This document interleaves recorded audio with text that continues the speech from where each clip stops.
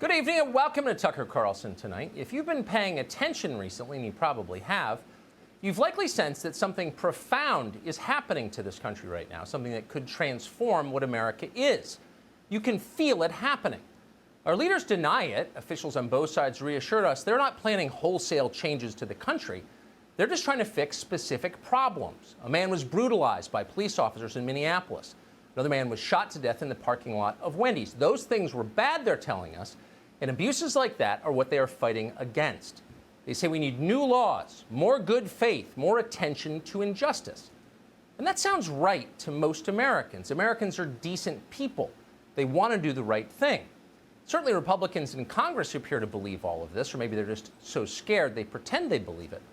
Either way, just yesterday, the GOP leadership enthusiastically backed a law enforcement reform bill. They're proud of that. They seem to think that reining in the police will fix the underlying problems. And pretty soon we can all get back to living in 2014 again. Republicans appear to believe this is a policy debate. But Democrats know better than that. They don't lie to themselves. They understand there is a revolution in progress. The death of George Floyd may have sparked widespread outrage, sincere outrage, and they may share that outrage. But they also know that what is happening now has very little to do with George Floyd or people like him. Like all revolutions, the point is to destroy the current system and replace it with something new. But replace it with what? That's the question the rest of us should be asking right now. We should know what's coming. We know what we have now. Our current system has been in place for hundreds of years. It's based on a very simple idea. All people are created by God with equal moral value, period. Every one of them. For that reason, and that reason alone, all Americans are treated equally under the laws of the United States. In this country, we judge you for what you do, not how you were born. That idea has been the defining principle of America since the 18th century. It's the main reason we are the fairest society in the world. It's the reason people move here. To the extent America has failed to live up to that principle of equality, we are ashamed of it. We should be. Equality is the most important thing we have. We should defend it. We should practice it. Now, for the first time in our history, we're witnessing a broad and powerful attack on the principle of equality.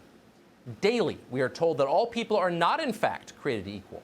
Some were born with moral stain, others were not. Some Americans are guilty, some are innocent.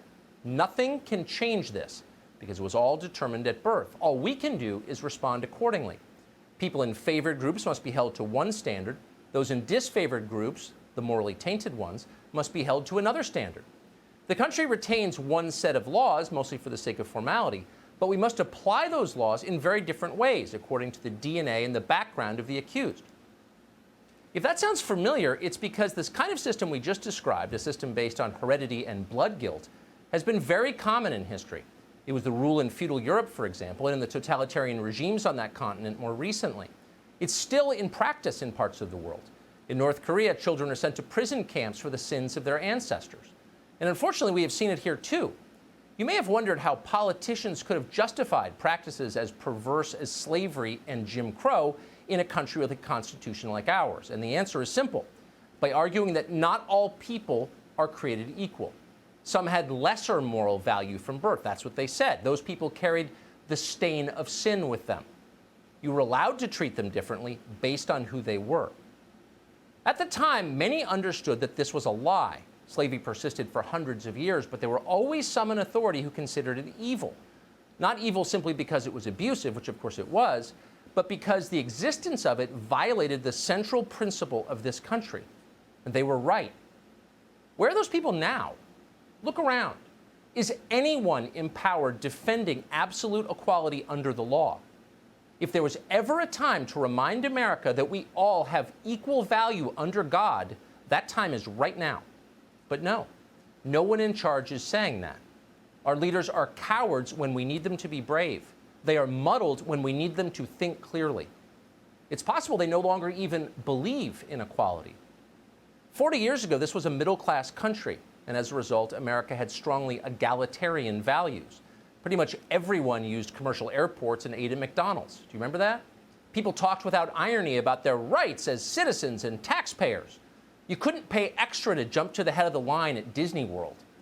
The idea that someone like Jeffrey Epstein could beat a sex charge because he was rich would have shocked us then. We would have demanded an investigation into just how Jeffrey Epstein died. Why?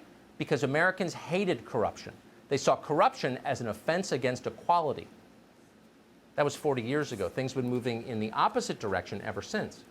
We now accept uncritically the claim that some people deserve better treatment based on how they were born, and some deserve worse. This is the most poisonous and the most destructive of all ideas. Other nations understand that. Rwanda has made it a crime to make ethnic appeals during elections, to practice identity politics, because they know very well where that leads. Yet identity politics is accelerating here. It shouldn't surprise you that most of the people pushing this poison are benefiting from it. They're using the recent chaos to codify dangerous trends already in progress, a permanently unequal society where some citizens are elevated and others are crushed. Winners and losers preordained by law. That's the country they're working toward. At the same time, and this is always the tell, they lecture you with maximum self-righteousness about how they're doing precisely the opposite of that. What they're really doing, they claim, is upholding equality under the law.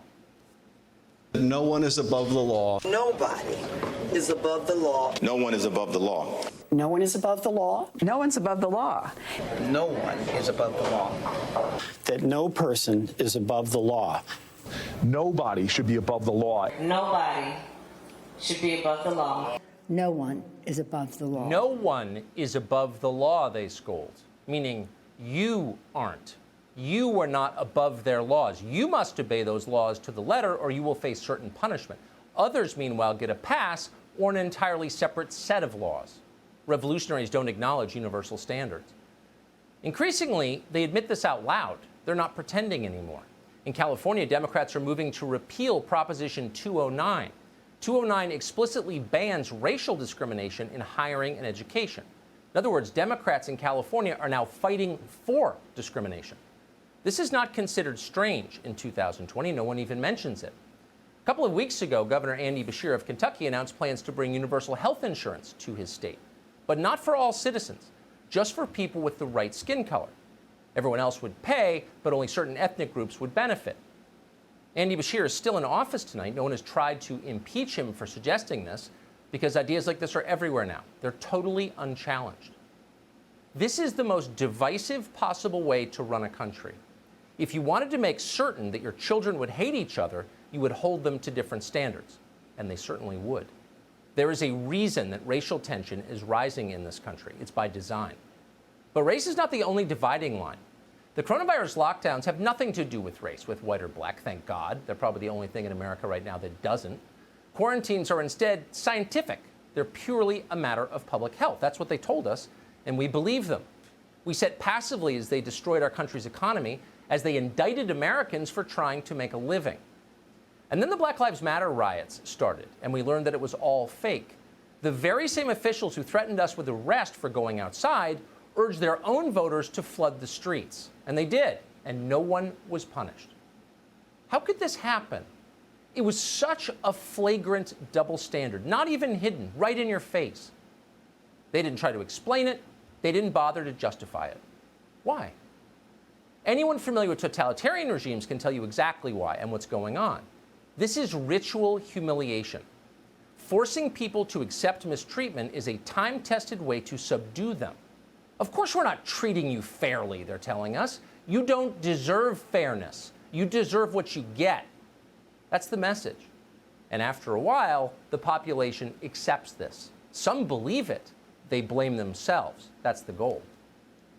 But we should never accept it.